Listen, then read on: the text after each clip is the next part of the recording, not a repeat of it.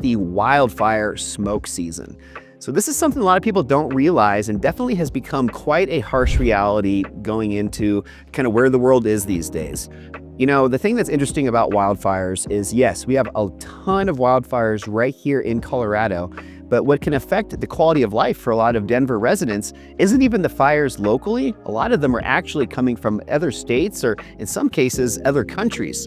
For example, just north of us in Canada, there's a lot of fires in the British Columbia area that, even though they're thousands of miles away, do still affect our air quality here in Denver. You know, I've done past videos on air quality specifically, and there's even been statistics where we've been ranked in the top 10 worst air qualities in the world at times.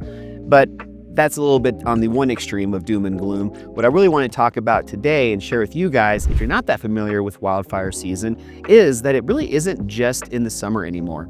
Yes, that does tend to be when we see the most fires, but really 12 months out of the year, you can find fires now in Colorado, and that's affecting our insurance rates as well as just the concern about where to or maybe where not to live within the state. As you can see today, I'm actually up at my cabin in Grand Lake, and we had a very massive fire a few years back known as the East Troublesome Fire.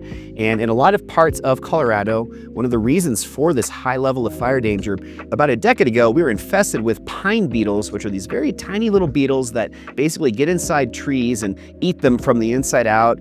And these trees eventually completely die from the pine beetles and become incredibly at a high risk of catching fire and burning. So there's a lot of areas like right here in Grand Lake where a ton of these trees were very close to homes and just affecting everybody's day-to-day activities. So when the East Troublesome Fire happened, this entire area was shut down and it was quite scary.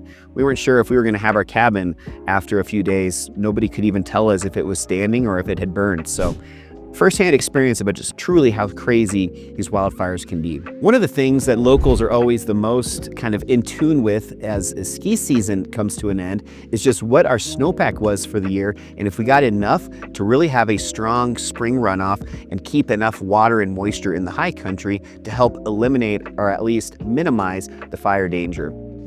You know, even in great snow years, though, we are still seeing high fire danger towards the end of summer. So that's not really going to be the end all be all for whether or not we're going to have wildfires in Colorado, but something at least just to have another reason for why we're always pushing for as much snow as possible during the ski season.